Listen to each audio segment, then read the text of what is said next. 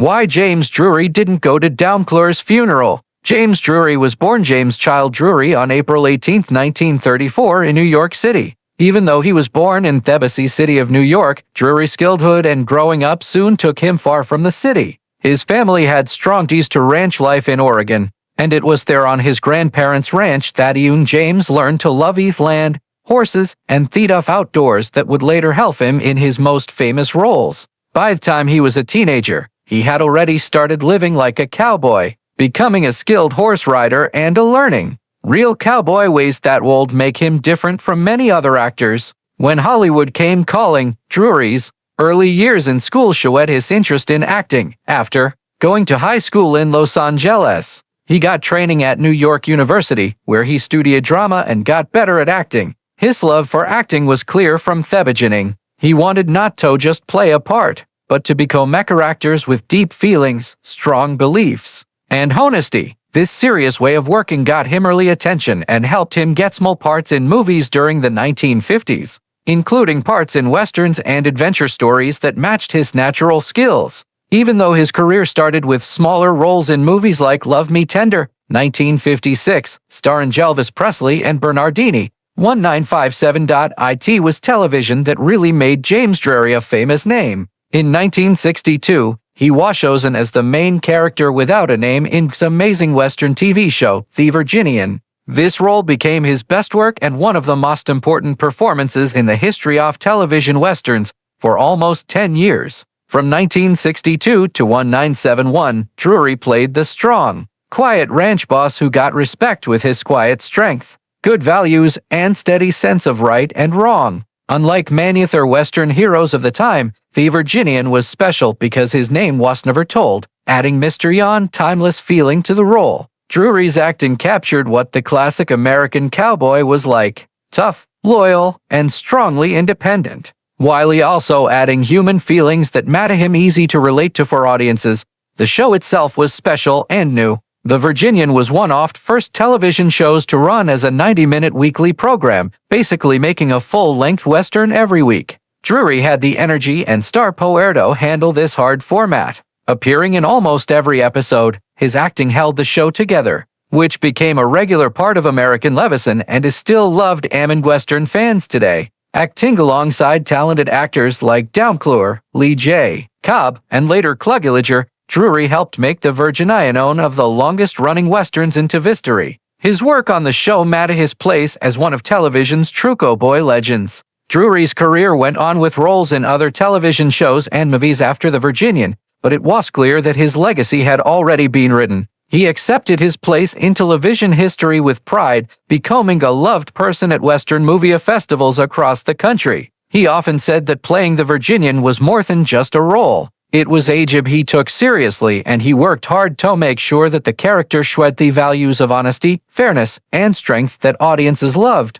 Beyond the Virginian, James Drury kept on acting in movies and television, taking on roles in projects like Gunsmoke, Rawhide, and movies alongside some of the biggest stars. However, it was his famous role that made his career. Unlike many actors who got angry about being typecast, Drury accepted his legacy. He understood that audiences loved him for what he brought to the Virginian, and he carried that identity with pride throughout his life. His appearances at Western movie festivals, fan meetings, and television reunions in later years showed his thanks toward the fans who had supported him for decades. On February 7, 1957, James Drury got married for the first time to Crystal Othnies, a marriage that brought him both joy and responsibility. Together, they had two sons, Timothy and James E., who would carry on the Drury family legacy, while Drury was handling the growing demands of his acting career, especially as he began building a reputation in television and movies. He was also learning the hard parts and good parts of being a father.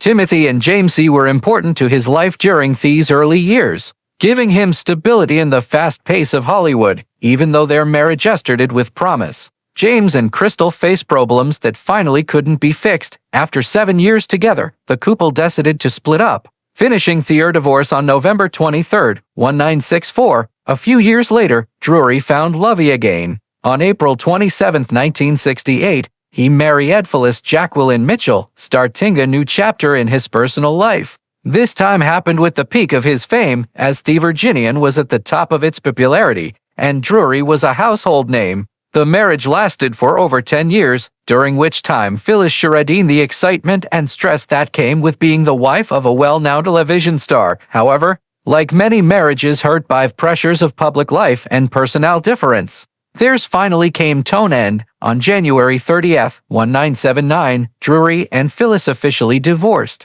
ending another chapter in his journey through love and friendship. Drury's third and final marriage brought them maybe the deepest and most lasting partnership of his life. On July 30th, 1979, only months after his second divorce, he married Carl and Head. Unlike his earlier marriages, this relationship would last not just years, but decades, proof of the bond they shared. For 40 years, Carlon stood by his side, giving stability, love, and friendship long after the spotlight of Hollywood had dimmed. Their marriage survived every high and low, including Drury's change from leading man fame to a quieter, more reprobate, later life. Sadly, Carlon passed away on August 25, 2019, leaving Drury alone after a lifetime of love. Her death marked the end of their long journey together, and Drury himself would follow less than a year later. His family went beyond Drury's real children. Through his marriages, he became a stepfather, taking on the role with warmth and hard work.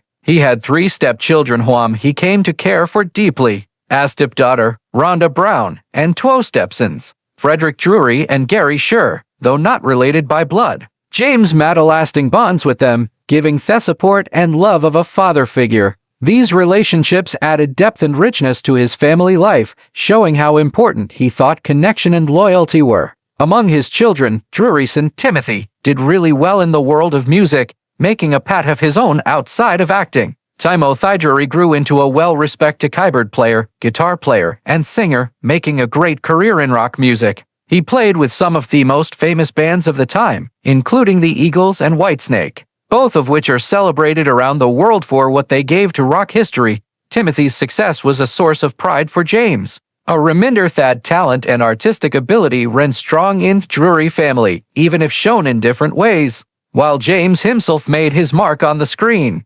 Timothy carried the family name into the world of music, getting recognition in high sound right and making sure that the Drury legacy went beyond acting into another creative area. Through his marriages, children, and stepchildren, James Drury's personal life showed the complexity of a man who lived fully both in public and private. His family in its different forms stayed a central part of his story, weaving together a legacy of love, struggle, and success that lasted far beyond his Hollywood career. When James Drury, best remembered for his role as the stern yet fair main character in the long-running Western series The Virginian, was asked why he had not gone to the funeral of his longtime co-star and friend Doug McClure, who played the easygoing Trampus. His answer was both heartfelt and really showed how he handled sadness and personalis. Drury's explanation told us about his personality, his respect for privacy, and how strong the friendship shared with McClure was that could not be shown by a single ceremony goodbye.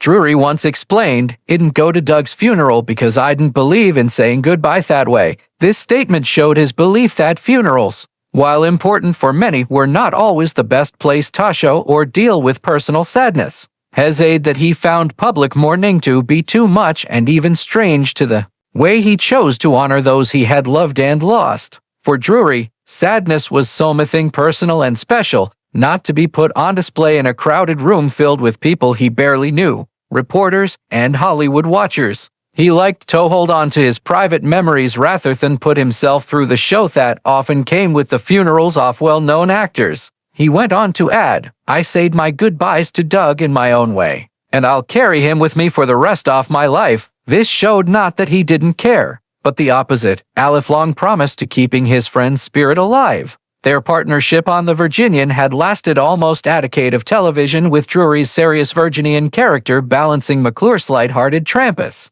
Off-camera, their friendship was like this too. Drury loved McClure's humor, his ability to make everyone around him feel better, and his unshakable good mood even when facing personal struggles. Theirs was a brotherly bond, tested and proven over years of hard work on set. Drury did not need a formal goodbye to remind him of that closeness. Drury also talked about the emotional weight funerals had for him personally, Funerals are just too hard for me. His aide, he had gone to services for other co-workers in the past and found himself crushed by the sadness in the room, unable to shake the sad image afterward with McClure, whose death in 1995 from lung cancer was a terrible blow. Thepin was just too fresh and too deep. By skipping the funeral, Drury was not avoiding his sadness, but rather protecting himself from a place that he felt would only make his sense of loss bigger. His absence from McClure's funeral did not mean, however, that Drury was absent in honoring his memory. In many interviews and public appearances, Drury spoke warmly and often about McClure's contributions not only to the Virginian,